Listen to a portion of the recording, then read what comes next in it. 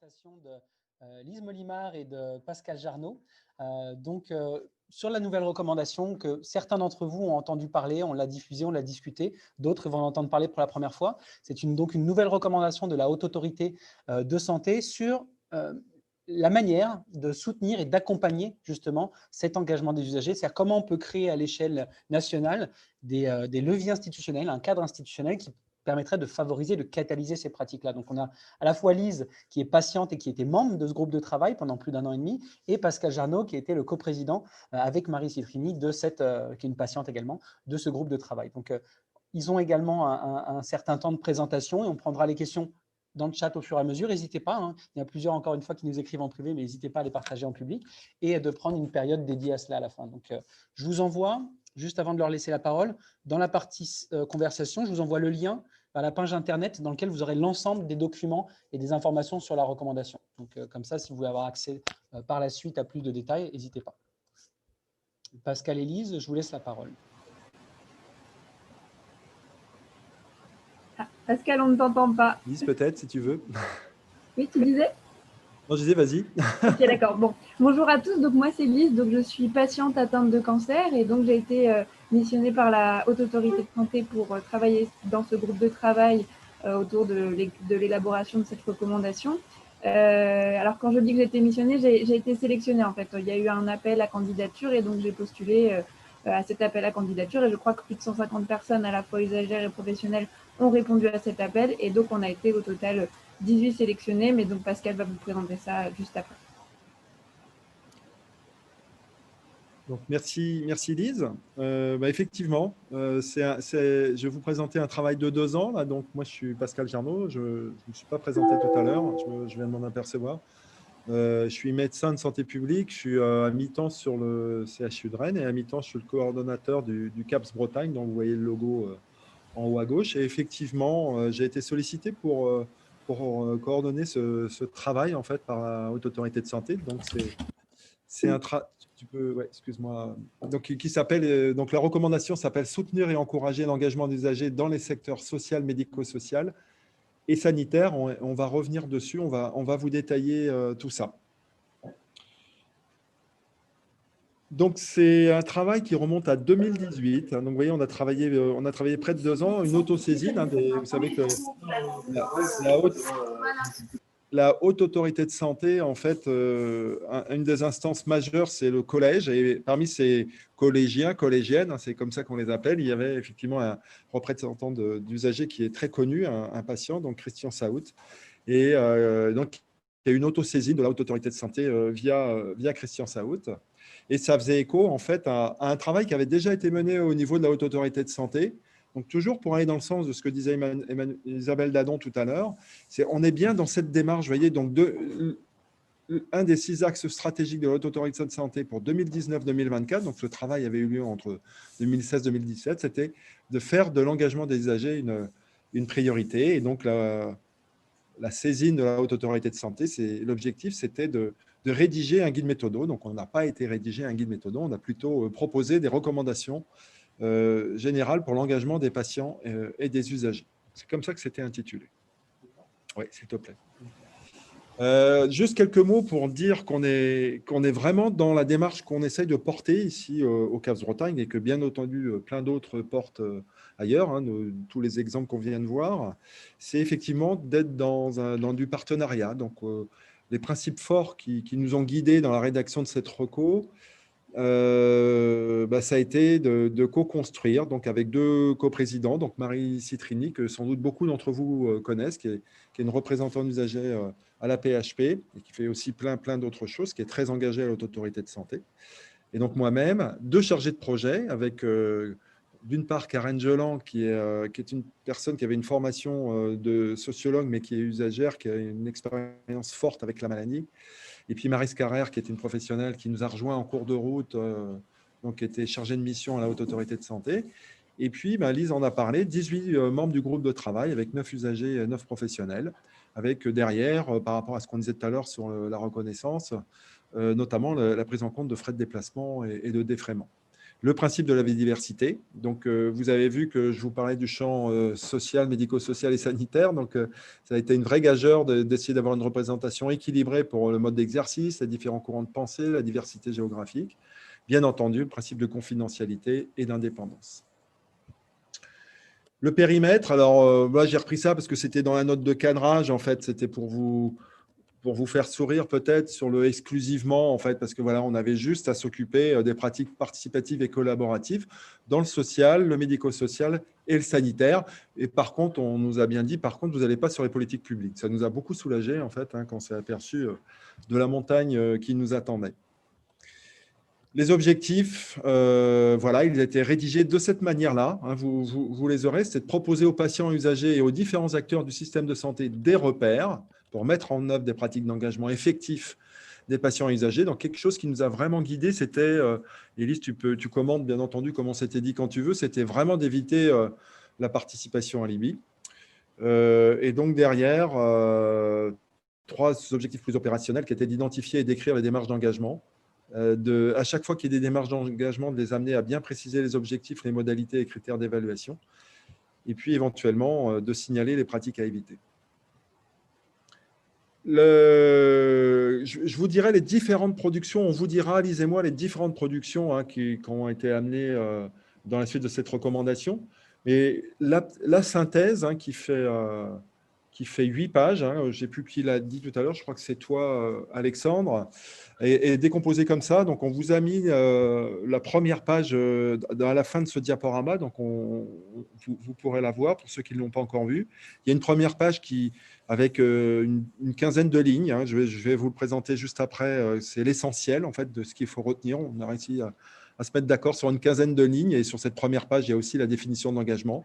Et puis derrière, hein, pour vous dire jusqu'où on est allé, j'aurais bien aimé vous présenter les questions qu'on se posait au début, mais là, on avait un quart d'heure, donc on est plutôt parti sur vous présenter des exemples de ce qu'on a mis dans la synthèse. Hein.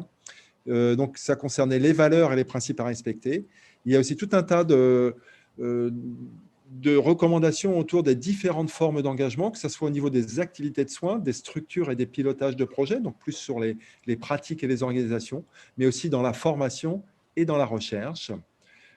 Il y a tout un chapitre qui est consacré aux conditions favorables à l'engagement. Donc ça nous paraissait important. Ça a été beaucoup dit par Brigitte et Isabelle tout à l'heure. Donc favoriser l'autonomie des personnes et respecter leurs droits, et obtenir notamment un soutien institutionnel fort. Et on voit bien l'exemple, encore une fois, excusez-moi, hein, je n'arrête pas de vous citer Isabelle et Brigitte, mais on voit bien le rôle majeur hein, de l'institution Hospice Civil de Lyon pour que la démarche prenne corps.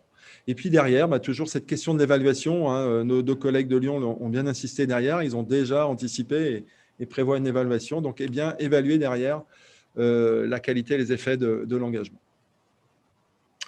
La définition qui a été proposée, c'est celle-là.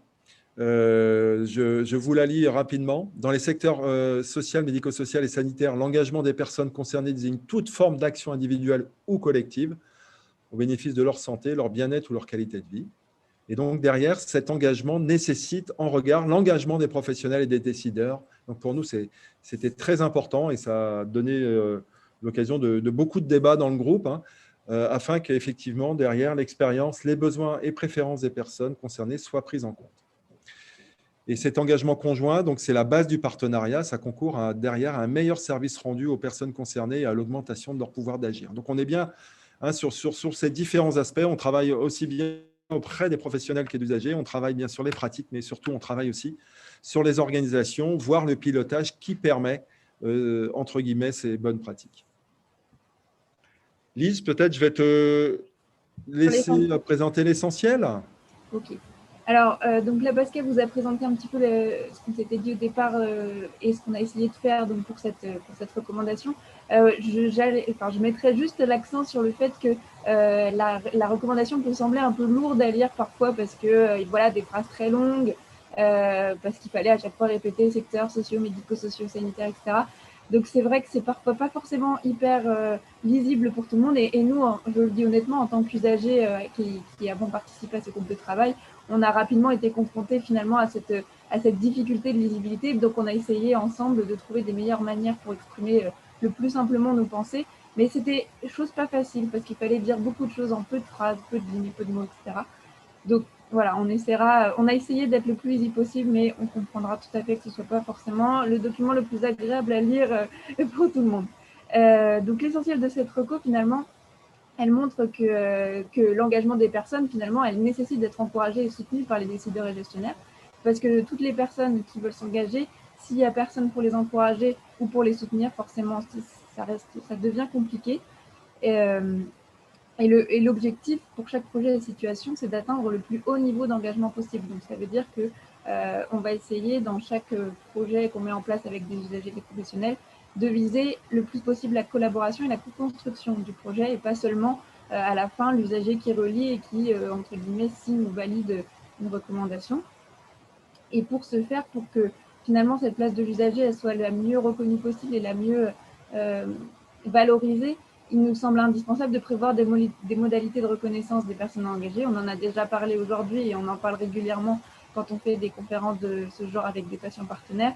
Maintenant, il devient essentiel de prévoir des modalités de reconnaissance parce que voilà, les patients, c'est comme les professionnels, leur temps n'est pas extensible, il faut pouvoir le valoriser. Et je pense qu'en mettant, et je ne suis pas la seule, qu'en mettant une modalité de reconnaissance en place, ça valorise d'autant plus leur travail et ça les met au même niveau que les professionnels. Voilà, ça les professionnalise d'une manière ou d'une autre. Cette démarche nécessite également une cellule d'appui dédiée. Alors, cellule d'appui dédiée, ça peut prendre plusieurs formes. Ça peut être une personne qui est dédiée exclusivement à la gestion du projet et à la collaboration entre usagers et professionnels. Ça peut être un service, ça peut être finalement pas mal de choses, mais quelqu'un qui fait ça pas en plus du reste de son travail. Parce que si c'est quelqu'un qui fait ça sur du temps, qui grappille à droite à gauche, forcément, les priorités ne sont pas toujours les mêmes, donc ça reste compliqué à gérer. Donc c'est vrai que c'est important, si on décide de mettre en place un projet entre usagers et professionnels, de consacrer une personne exclusivement à la bonne réussite de ce projet, pour qu'il ait de bonnes chances d'arriver au bout. Et enfin, on a remarqué qu'il fallait essentiellement plus de travaux de recherche et d'évaluation sur l'engagement, parce que voilà, on parle d'engagement d'usagers professionnels, on parle de co-construction, de collaboration, mais finalement, qu'est-ce que ça veut vraiment dire? À quoi ça sert? Quels sont les avantages, les inconvénients? Quelles sont les difficultés, les freins? Ça reste encore un peu flou. Et en fonction des personnes qui en parlent, ce ne sont pas les mêmes échos qu'on en a. On a eu la preuve parce qu'on a fait passer, la Haute Autorité de Santé, avant de nous recruter, nous en tant qu'usagers ou professionnels pour cette recommandation, a fait passer un questionnaire aux organismes qui souhaitaient participer pour demander la description de leur projet en collaboration usagers professionnels. Et donc, on demandait, la Haute Autorité de Santé demandait à ces personnes-là de juger de quel état était l'engagement, est-ce qu'il était plus ou moins fort, de quelle manière, etc. On s'est rendu compte que déjà, ce sont beaucoup de professionnels qui ont répondu, peu d'usagers. Donc, on n'avait finalement que l'écho des professionnels et pas des usagers sur les projets qui étaient menés entre usagers et professionnels, et que les professionnels, parfois, surnotaient, surévaluaient un peu les projets en disant qu'il y avait une réelle collaboration usagers-professionnels, alors que dans les faits, quand on étudiait le dossier, ce n'était pas réellement le cas. Donc, on se rend compte qu'il y avait quand même un gros... une grosse inégalité par rapport à l'emploi des termes collaboration, participation, information. Finalement, pour les gens, ça ne veut pas forcément dire la même chose. Et c'est aussi pour ça qu'au tout début de ce travail, on a passé beaucoup de temps sur recaler bien les termes. Qu'est-ce que ça veut dire pour chacun, pour un usager, pour un professionnel? Quels sont les différents degrés d'implication? Est-ce qu'il y a un degré plus ou moins important que l'autre? Comment on les classe? Pour essayer déjà entre nous mettre d'accord sur les mêmes terminologies à employer, et ensuite essayer de les proposer dans la recommandation de manière lisible pour tout le monde. Mais comme je le disais au début, la recommandation, elle est assez... voilà, c'est un cadre, c'est des objectifs, ce sont des conseils, mais elle a vocation à être complétée par d'autres documents et outils adaptés aux différents contextes et activités, parce qu'encore une fois, c'est un document très vaste qui peut s'appliquer à beaucoup de choses, mais qui nécessite vraiment des méthodos et des guides spécifiques à chaque action. Donc, elle n'est pas à prendre, disons qu'elle est à prendre en complément d'autres choses, et je pense qu'elle mérite d'être accompagnée de choses un peu plus concrètes, notamment pour nous, usagers. On avait vraiment ce sentiment que toute seule, elle ne se suffisait pas à elle-même. Et je vous le dis honnêtement, il y a quelques usagers qui ont eu du mal à la fin avec l'acceptation de cette recommandation parce qu'elle n'était pas forcément assez concrète et parlante pour eux en l'état. Mais voilà, ça reste un document de soutien qui mérite d'être plus approfondi. Tu peux passer. Est-ce que tu veux y aller, Pascal, sur cette diapo? Ouais, je parlais, mais tout seul, puisque je n'avais pas allumé mon micro. Merci pour ça, parce qu'effectivement, c'est important. On a même employé entre nous dans le groupe l'idée de recommandation socle, en fait, avec l'idée que derrière, sur des thèmes, après, il va falloir détailler. On a vraiment porté cette recommandation. Vous avez vu, malgré le périmètre totalement ingérable, en fait, je pense qu'on ne referait pas la même chose. Enfin, moi, je vais dire en fait, quand on m'a proposé. Moi, je suis parti comme un militant, en fait, en me disant que c'est très important qu'il y ait une recommandation qui soit rédigée. Et comme vient de dire Lise, en fait, moi, je pense que c'est un document politique, en fait, de dire, effectivement, il faut soutenir et encourager l'engagement des usagers dans les différents champs. Et il faut vous en servir comme ça, comme vient de le dire Lise. Elle parlait de documents de soutien. C'est ça, vous pouvez montrer maintenant cette reco pour dire c'est très important d'aller vers le partenariat. Et effectivement, il y a des choses à décliner. C'est une recommandation socle, comme vient de le dire Lise. Mais il y a aussi des éléments assez concrets sur lesquels s'appuyer. On va revenir sur les productions. Donc là, on vous a mis quelques exemples sur les 3 diapos qui suivent. Vous voyez là, autour des soins et de l'accompagnement, vous avez des recommandations de ce type pour la formulation d'un projet de soins et d'un projet de vie. Il est recommandé de développer les moyens de valorisation des préférences des personnes et de soutien à la prise de décision partagée. Alors, ça peut faire sourire, vu que vous êtes tous militants là aujourd'hui. Nous, on fait des formations. On a encore été faire des formations à Brest la semaine dernière, pour ne pas citer la ville, en fait. Où, quand on a commencé à parler du projet personnalisé de soins, on voyait qu'il y avait encore des professionnels qui avaient du mal à considérer qu'il fallait aller chercher la préférence des patients. Donc, on peut encore s'appuyer sur des recommandations de ce type. Et pareil sur l'accompagnement par les pairs, qui est le deuxième exemple qu'on vient de vous donner. Sur l'analyse des pratiques et des organisations, qui, je pense, est la deuxième diapo. Donc là, voilà, c'est pareil, quelles que soient les structures. On va faire écho à ce que disaient Brigitte et Isabelle tout à l'heure. Il est recommandé d'associer les personnes concernées au pilotage des services et l'évaluation des pratiques. Moi, je fais beaucoup de patients traceurs dans les services, là, dans mon CHU. Et c'est clair que c'est une question que je pose systématiquement, même si normalement, on ne fait pas partie de la grille patient traceur. C'est quel est le lien avec la patientèle, quel est le lien avec les associations, parce qu'il y a tout. On est dans des institutions en fait très complexes, qui sont en plus avec des organisations qui évoluent sans arrêt. Et donc, à chaque fois, c'est-à-dire, vous mettez un nouveau projet, mais est-ce que vous avez été chercher les premiers concernés? Et puis, vous voyez le dernier exemple, comme vous aviez, ça a été cité aussi tout à l'heure. Il y a de plus en plus d'établissements en fait, qui essayent d'intégrer effectivement des usagers dans l'évaluation des pratiques, que ce soit effectivement l'analyse des événements indésirables graves, que ce soit les patients traceurs que je vais donner, ou bien toute autre évaluation de pratique. J'ai vu qu'il y avait ma collègue Swat Siari qui était connectée, donc de Saint-Brieuc, qui vient de mener un travail sur l'évaluation de la pertinence, et elle l'a co-construit, et elle a associé des usagers au recueil des informations et à l'analyse. Et le troisième exemple, je pense, Lise, que c'est toi, sur un élément très important sur lequel tu as insisté, qui est effectivement l'accompagnement méthodologique, parce que je pense que, comme quand on a commencé les démarches qualité, sécurité des soins dans les années 90, de se dire qu'on va vers le partenariat, c'est très bien, mais il ne faut pas y aller démuni, en fait. S'il te plaît, Alexandre, excuse-moi. Et donc, il faut avoir un accompagnement méthodologique. Et c'est quelque chose que tu connais bien. Je te laisse la parole. Oui, alors que je connais bien plus ou moins, mais c'est vrai que c'est de toute façon de base, c'est tout nouveau ce champ d'implication des usagers professionnels, c'est assez récent du moins, et donc c'est vrai qu'il n'y a pas forcément de ligne toute tracée, de protocole à suivre, parce que les professionnels aiment beaucoup parler de protocole, donc j'aime bien réemployer ce mot dans ce contexte. Il n'y a pas de protocole clair et précis disant ça c'est bien, ça c'est pas bien, quand il se passe ça, il faut faire ça, etc. Ça n'existe pas. Il existe maintenant de plus en plus quelques guides méthodos, notamment grâce au Canada et tous ces travaux-là, il y a des choses qui sont mises en place. Mais encore une fois, c'est quelque chose qu'il faut créer et donc ça nécessite du temps, de l'investissement. Et donc c'est bien s'il y a quelqu'un au moins qui s'y consacre presque à temps plein en fait, pour vraiment essayer de mettre en place quelque chose qui soit le plus simple à suivre pour tout le monde, à la fois pour les professionnels qui, pour eux, c'est tout nouveau, et pour les usagers qui aussi débarquent finalement dans ce monde-là. Donc c'est vrai qu'avoir quelqu'un et un appui méthodo, c'est hyper important, je pense. Et dans tous les retours d'expérience qu'on a récupérés de toutes les personnes qui répondaient à l'enquête dont je vous ai parlé tout à l'heure, celles dont les expériences ont marché avaient pour la plupart un personnel dédié à cette mission qui était finalement de mettre en commun les usagers professionnels. Alors dédié pas forcément à temps plein, mais au moins à temps partiel, qui était vraiment dédié à ce projet et grâce à qui le projet a pu avancer. Voilà, Pascal, si tu veux compléter.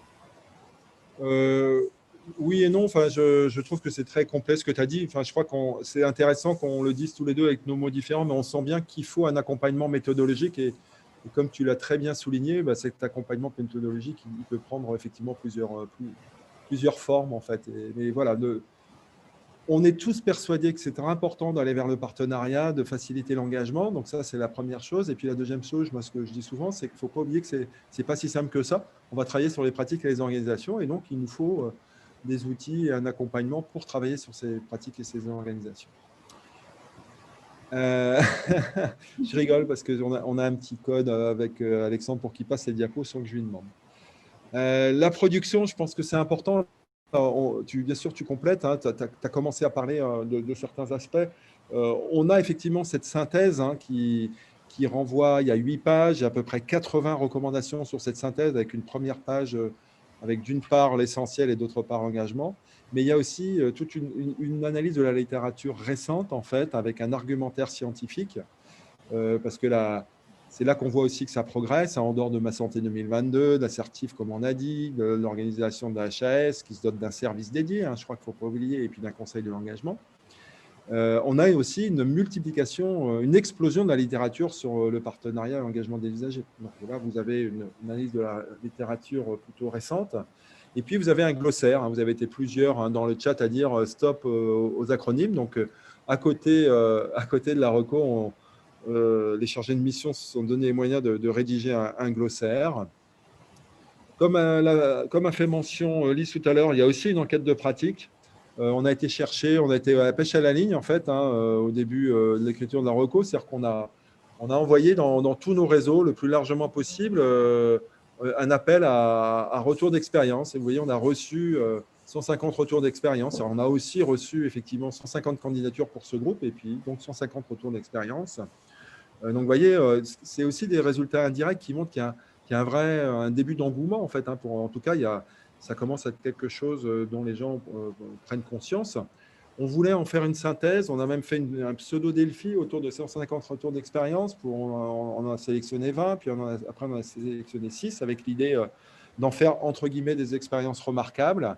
Et puis, ça nous a demandé, c'était un travail trop important. Et donc, du coup, on s'est limité à compiler en fait ces différentes expériences dans un fichier descriptif que vous trouvez également au niveau du site de la Haute Autorité de Santé. Donc, vous avez à chaque fois 2 pages de présentation sur chacun de ces 150 retours d'expérience. En termes de travaux, ça a conduit à 6 réunions complètes. Nous, on en aurait bien fait d'autres, mais en fait, pour vous donner un ordre d'idée, et la Haute Autorité de Santé nous l'a dit régulièrement, d'habitude, c'est 3 groupes de travail. Donc là, on est passé à 6 parce que, vous voyez, il fallait un peu déblayer en fait l'ensemble des concepts et puis essayer de prendre en compte l'ensemble des champs concernés. On a tous, je pense, mais tu pourras compléter, Lise, était un peu frustré parce que ça est terminé. Nous, on aurait bien fait une 7e, voire peut-être même une 8e réunion du groupe de travail. Donc, il y avait effectivement des groupes pléniers qui se passaient sur une journée, puis des travails en sous-groupe, en interplénier. Juste pour vous donner un élément de calendrier, on a commencé en octobre 2018, puis vous voyez, les relectures ont commencé entre mai et juin. Donc là, vous voyez, il y a eu 80 relecteurs, hein, sur 100 qui avaient été sélectionnés. Il y a eu 150 volontaires. Donc, vous voyez, même au niveau de la relecture, en fait, on a eu beaucoup de volontaires. Et je pense que sur les 85 ou 90 recos qui avaient été proposés, il y en a eu 4 ou 5 qui ont été recalés par les relecteurs. Donc là aussi, c'est un indicateur voilà, qui montrait la haute qualité du travail du groupe de travail. Et donc, on a validé cette reco en juillet 2020 et il y a eu une conférence de presse en septembre. Voilà. Alors, au niveau du débrief du groupe, donc qu'est-ce qu'on en a pensé finalement de ce travail, cette collaboration, les usagers professionnels? Donc, moi, je vais parler plutôt du côté usager. En fait, moi, j'ai trouvé que c'était vraiment une réelle mise à l'abîme de nos recommandations, en fait, parce que là, on expérimentait en direct la collaboration entre usagers et professionnels sur l'écriture d'une recommandation. Donc, le projet, voilà, depuis au tout début, on a été impliqué dès le début. Donc, c'est vrai que ça a été tout un travail qui a été très long et assez fastidieux, mais on a tous été mis, voilà, dès le début dans le bain. Et on s'est rendu compte que finalement, c'était pas si simple que ça, que de travailler tous ensemble, même si ça s'est très bien passé, parce qu'il y a eu une réelle bienveillance entre les membres du groupe. Et finalement, on a tous trouvé que c'était une belle réussite. Déjà, l'exercice était plutôt bien réussi, parce qu'on avait réussi finalement à tous s'exprimer comme il fallait, tous exposer nos idées, tous contribuer, alors qu'on venait vraiment d'univers très différents, d'âge très différents. Moi, je suis toute jeune, donc c'était la première fois que je participais à ce genre de groupe de travail. Et c'était vraiment, enfin voilà, on a tous conclu que c'était une très belle expérience, mais avec évidemment ces difficultés et ces facilités. Et donc, bah, pour tout le monde, ça n'a pas été simple forcément. À la fois parce que le vocabulaire était parfois difficile à suivre pour les gens qui n'étaient pas forcément familiers avec ce vocabulaire. Pour les usagers, comme je vous l'ai dit un peu tout à l'heure, on a trouvé le résultat un peu inabouti parce que c'était finalement des recommandations idéales. Et donc, pour nous qui sommes dans le concret, dans l'action, bah, c'était voilà, un peu abstrait parfois. Même si après, avec recul, analyse, on se rend compte que voilà, c'est un socle et que ça a vocation après voilà, à pérenniser et à disséminer sur d'autres volets. Mais voilà, pour nous, c'est un peu, ok, c'est très bien, c'est idéal, mais comment on l'applique? Voilà, ça nous frustre un peu en tant qu'usager. Et voilà, les enjeux de cette reco avaient été peut-être un peu mésestimés au tout début, quand la Haute Autorité a missionné de faire une recommandation en 3 réunions avec usagers professionnels. Voilà, je pense qu'on ne se rendait pas forcément compte du travail que ça allait demander pour tout le monde, à la fois pour réussir à travailler ensemble et puis après pour aboutir à un document qu'on validerait tous. Si tu peux passer, ou Pascal, si tu veux compléter. Non, vas-y, c'est très bien, ouais, parfait. Okay. Donc, les facteurs clés de succès, en fait, on a fait une réunion d'évaluation. Je vous dis tout ça, mais c'est parce qu'on s'est vu, c'est super, parce que, encore une fois, dans la reco, on dit que c'est bien d'évaluer les projets qu'on fait et c'est bien de faire un retour d'expérience sur comment s'est passée la collaboration entre usagers professionnels. Là, on l'a fait pour la reco, enfin, pour l'écriture de cette reco. Et donc, c'est pour ça que j'ai trouvé cette expérience finalement vraiment illustrative de notre recommandation, parce qu'on a suivi toutes les étapes qu'on a préconisées. Et donc, on a analysé quelques facteurs clés de succès d'élaboration de la recommandation, qui ont été la composition du groupe, finalement, qui était plutôt assez hétérogène et assez représentatif, finalement, de pas mal de choses, de thématiques. Les pathologies n'étaient jamais les mêmes. Enfin, c'est voilà, donc assez représentatif. Et tout le monde était bienveillant, donc ça, c'était super. La co-animation, ça, on a trouvé ça super, d'avoir à la fois une co-animation par un professionnel et par une usagère, donc par Pascal et Marie, qui ont très bien co-animé le groupe. C'était pas forcément le professionnel qui faisait intervenir que les professionnels, l'usager qui faisait intervenir que les usagers. Enfin voilà, il y avait une vraie co-animation. Les moments informels, on ne le redira jamais assez, c'est hyper important. Et là, c'est vrai qu'avec toutes nos visioconférences, malheureusement, ça se perd un peu. Mais tous les repas qu'on a passés ensemble à discuter, c'était super parce que ça facilite, voilà, ça facilite les échanges. Et après, c'est plus facile de discuter avec des gens quand on les connaît un petit peu personnellement. C'est plus facile même de parfois critiquer les uns les autres quand on sait qu'on critique professionnellement et qu'on ne critique pas personnellement, parce que voilà, on connaît la personne, on sait comment elle va réagir, donc c'est aussi plus facile de s'exprimer, de discuter. Et puis les travaux en petits groupes aussi qui permettent d'ouvrir un peu le dialogue, parce que voilà, même si on s'est tous très bien entendus, en plénière, c'était principalement quand même les professionnels qui pouvaient peut-être prendre un peu plus la parole que les usagers, parce que voilà, difficulté de vocabulaire, comme on peut le dire, etc. Mais les travaux en petits groupes ont vraiment permis à nous tous usagers de vraiment pouvoir présenter nos idées, d'être écoutés au même titre que les autres. Et donc ça, c'était super. Et les freins, parce qu'il y a évidemment il y a des freins. Donc la préparation au travail en équipe, ça, on n'était pas forcément prêt. Voilà, c'est pas toujours simple de concilier toutes ces personnalités. Contradiction entre l'objet de la recommandation et le mode de pilotage, donc le cadre qui n'était pas exactement hyper défini au début et qu'aurait mérité, mais encore une fois, parce qu'il n'y a pas de méthodologie, encore une fois, c'était la première fois que c'était ce genre de recommandation qui était proposée. Et le manque de temps, parce que voilà, on a fait 6 réunions, c'était déjà 3 de plus que prévu, mais on trouve que 6 réunions, quand on a tout à créer de A à Z, c'est pas forcément assez, donc on aurait voulu encore plus de temps pour aller encore plus loin et proposer déjà ce qu'on a prévu, enfin, ce qu'on aurait aimé prévoir d'un peu plus concret en plus de cette recommandation. Oui, juste, si tu me permets, Lise, je voulais juste insister toujours sur ces idées de créer la confiance en fait, que tu as cité, qui n'apparaît pas sur la diapo, qu'on voilà, on aurait pu mettre, parce qu'on voit bien que ce qui permet le facteur clé de succès, c'est le développement de cette confiance, et ce qui a freiné, ben, on voit bien, c'est vouloir aller trop vite, et donc ben, voilà, travailler ensemble, c'est notamment ces moments informels, ces travaux en petits groupes, et que c'est ce temps-là qu'il faut arriver à se donner. On vient bien sur cette dualité toujours entre confiance et puis de l'autre côté temporalité. En fait, là, le cadre était quand même très, très serré. On appliquait un cadre qui correspond à des recommandations de bonne pratique. Voilà. Donc, non, je voulais juste insister là-dessus, toujours cette importance de la confiance. Et ensuite, donc, est-ce qu'il nécessite de continuer ensemble d'une façon ou d'une autre? Bah oui, nécessairement. Et puis en plus, je pense que c'était c'était tellement une belle expérience qu'aujourd'hui, même Pascal devait donc présenter cette recommandation. Il s'est dit, je ne vais pas la présenter tout seul, je vais la présenter avec un ou une usagère. Donc il a fait appel à moi. Donc ça montre vraiment que la collaboration, enfin pour le coup, cette recommandation, elle a vraiment permis plus de collaboration entre nous. Et donc, on espère que on espère aussi pouvoir être un relais pour cette recommandation en la présentant encore plus, et puis en ayant la possibilité de l'approfondir autant que possible avec des recommandations cette fois-ci plus spécifiques à chaque domaine et ne pas englober sanitaire, médico-social et social comme on l'a fait là, vraiment faire des choses plus spécifiques. Et cette reco nous a aussi montré que attention, il fallait se préparer à travailler ensemble et que ça ne s'improvise pas du jour au lendemain et que ce n'est pas du jour au lendemain qu'on va pouvoir tout de suite créer quelque chose tous ensemble. Il y a déjà toute une co-culture à avoir les uns les autres et voilà.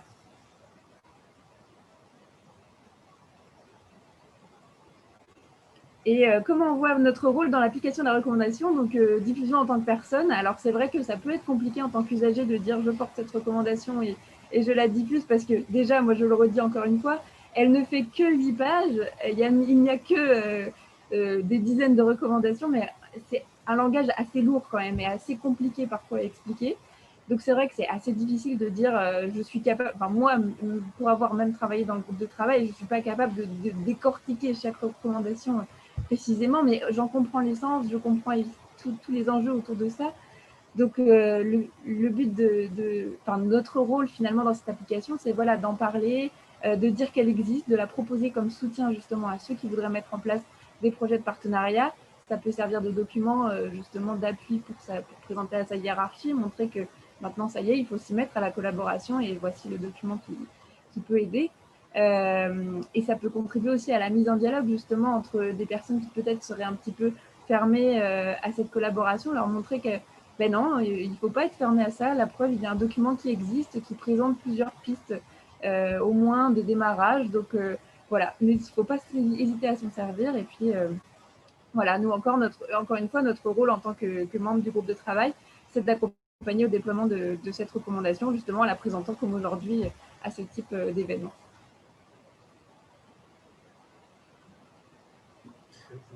Merci beaucoup. Alors, merci beaucoup Lise, merci beaucoup Pascal. Vous avez, c'est tout un engagement. Les personnes qui se sont engagées dans ce travail-là, effectivement, c'était tout un défi. Je le dis ça aussi parce que j'ai participé à ce groupe de travail. Et juste pour vous rendre compte, imaginez une institution comme la Haute Autorité de Santé qui a l'habitude de, par exemple, prendre en compte la littérature scientifique et des articles en particulier pour fonder une recommandation. Imaginez sur ces pratiques d'engagement des usagers, quand il faut peut-être aller chercher ce qu'on appelle des savoirs profanes, la littérature grise, etc.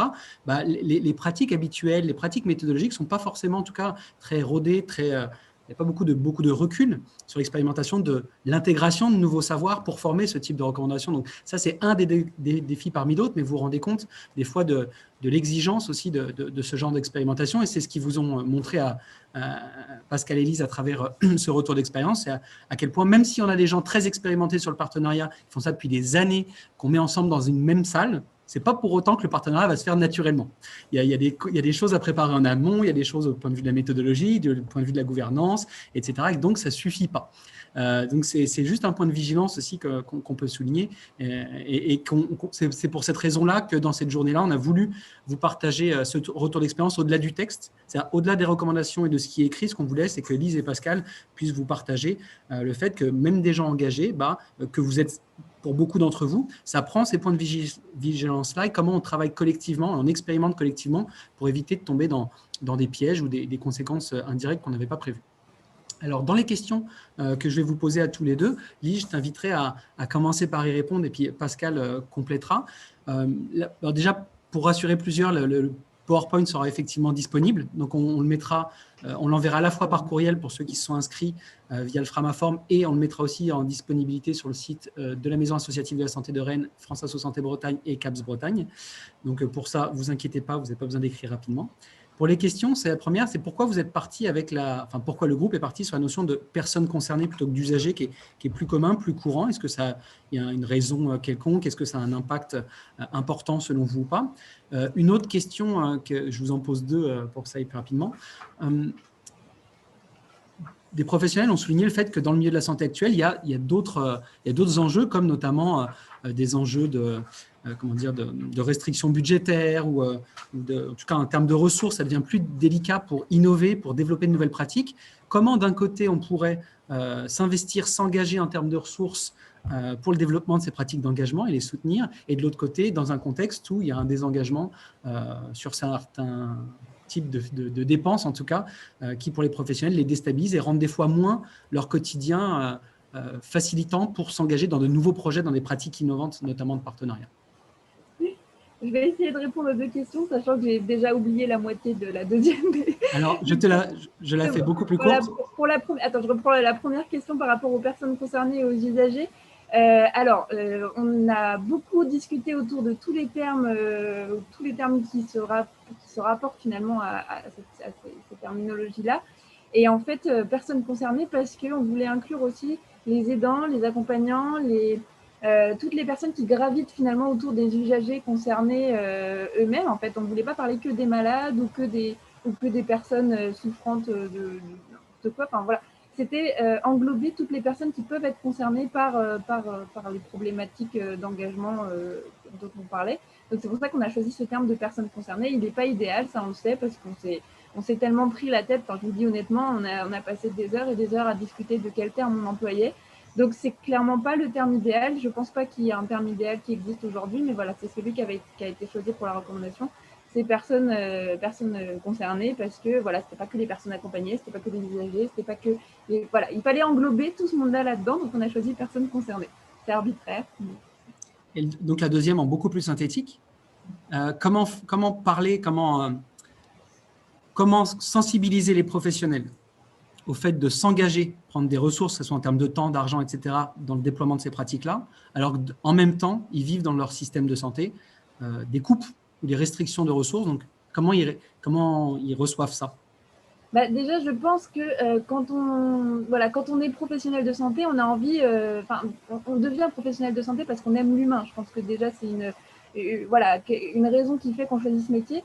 Et je pense que travailler avec les gens qu'on a envie d'aider, je pense que ça donne beaucoup plus de sens à son métier que juste faire son métier et pas forcément savoir si on le fait bien ou savoir s'il est vraiment utile. Enfin, je pense qu'on a tous besoin de se sentir utile finalement, et encore plus quand on choisit des métiers comme ça relatifs à la santé, à l'aide, à l'humain.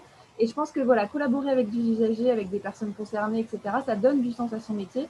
Alors oui, certes, ça prend du temps, c'est pas facile, c'est encore une fois, c'est tout nouveau, donc ça marche pas. On n'a pas forcément les rendus tout de suite qu'on voudrait obtenir, on les a pas tout de suite. Mais je pense que si jamais on arrive au moins à commencer à parler ensemble et à concrétiser les choses, à essayer d'avancer ensemble, je pense que ça donne beaucoup plus de dimension humaine au métier qu'on peut faire, parce que voilà, on se rend compte tout de suite de pourquoi on le fait, pour qui on le fait, et c'est beaucoup plus concret. Donc voilà. Et je rebondis aussi sur, j'ai vu une question dans le chat qui parlait de cellules d'appui. Donc je vois que certaines personnes ont répondu par rapport à l'IREPS. Mais bon voilà, moi l'IREPS, ça ne m'est pas du tout familier. Je ne suis pas du tout dans ce domaine-là, dans le domaine du cancer et dans le domaine du sanitaire. Je ne sais pas trop exactement ce que c'est. Nous, moi, ce que nous, on fait, parce que en parallèle de tout ça, moi, je suis assistante de communication et d'implication des patients pour une unité de recherche.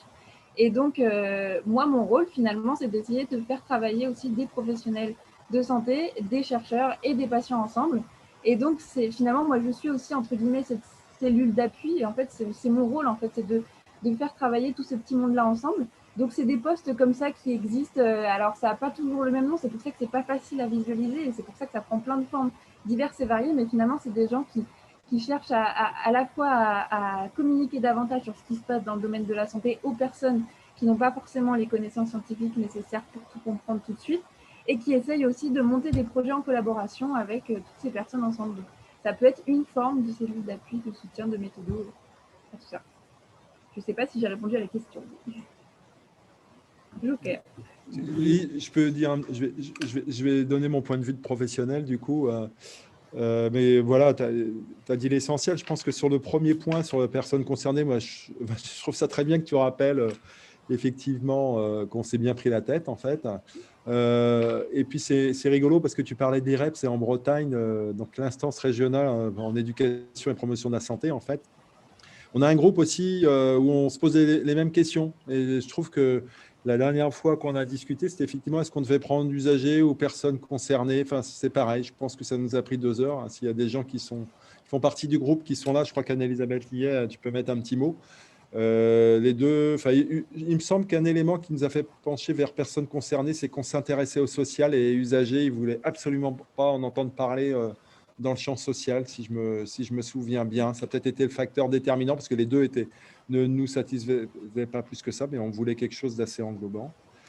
Et puis sur la deuxième question, en fait, moi je trouve que tu as dit un truc qui est vraiment essentiel, c'est la notion de sens, en fait. Donc la notion d'envie, moi c'est vrai que tous les collègues qui sont déjà dans cette démarche de partenariat ou qui rentrent dedans, en fait c'est ça, c'est ce qu'ils disent. Ils disent ouais, ça donne du sens à ce qu'on fait, ou ça redonne du sens, ou ça renforce le sens de ce qu'on fait. Et ça me paraît important. Moi, je voudrais juste compléter par 2 éléments. C'est le premier élément, mais Béatrice l'a mis déjà dans le chat, d'après ce que m'a dit Vanessa. C'est que ça nous fait aussi gagner du temps, en fait.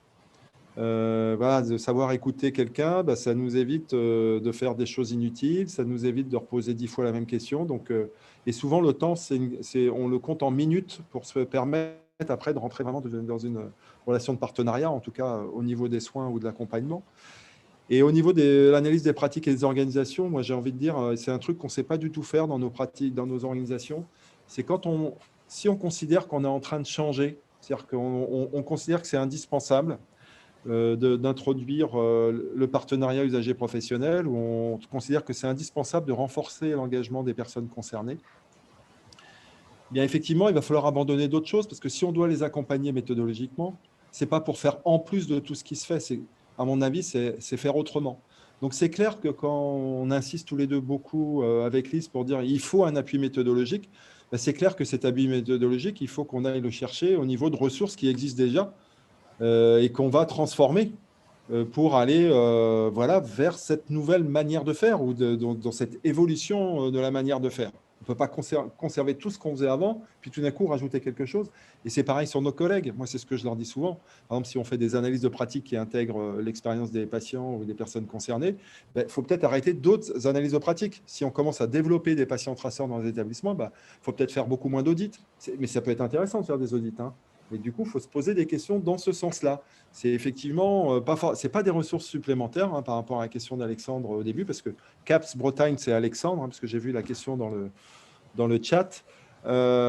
C'est ça, voilà, c'est une nouvelle manière de faire, donc on peut réorienter des ressources aussi comme ça, et d'autre côté, on peut gagner du temps, on gagne du temps en fait en faisant comme ça également. J'aurais pu donner beaucoup plus d'exemples, mais voilà. En fait, je vous laisse le mot de la fin, parce qu'en fait, par rapport aux questions, vous avez répondu quand même au principal. Ce qu'on aimerait juste savoir, vu qu'il est l'heure, on s'était engagé à finir à midi, il est un petit peu plus tard. On vous laisse. Lise, est-ce que tu veux compléter par rapport à ce que tu as vu dans le chat ou la réponse que vient de donner Pascal? Je crois que tout est dit. Après, voilà, je pense que si c'était à refaire, moi, en tout cas, je repartirais, c'est sûr, parce que ça a été une expérience vraiment très, très enrichissante.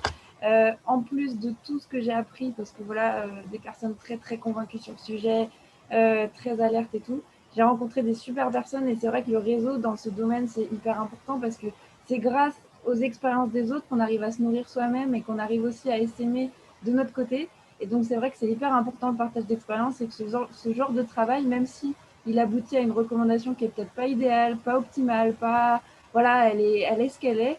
Je pense qu'elle ouvre tellement d'autres choses derrière que c'est un projet super et qu'il faudrait encourager ce genre d'initiative parce que, voilà, dans toute la France, après, nous, on repart avec nos idées et on repart avec tout ce qu'on s'est nourri, toutes les personnes qu'on connaît, on sait qu'on pourra s'appuyer sur elles si on a besoin d'elles. Et voilà, et ensemble, on avance un peu plus. Voilà, on n'avance pas plus vite, mais on va plus loin. Voilà. Je te laisse compléter également, Pascal. Ouais, merci à Maud de nous avoir rappelé qu'à plusieurs, on va plus loin, même si on ne va pas plus vite.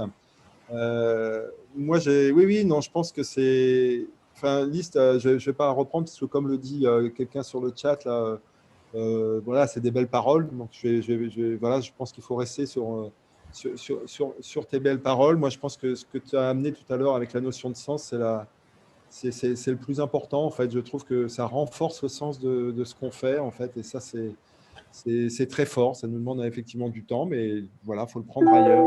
Il n'y a rien de plus important que cette recherche de sens. Donc, je terminerai en citant une collègue qui s'appelle Eliette Lelièvre. Hein. Je crois qu'il faut apprendre à se connaître, à se reconnaître et à travailler ensemble, et à se respecter et à travailler ensemble. Voilà, voilà. Merci à toutes et à tous pour votre attention. Merci Alexandre.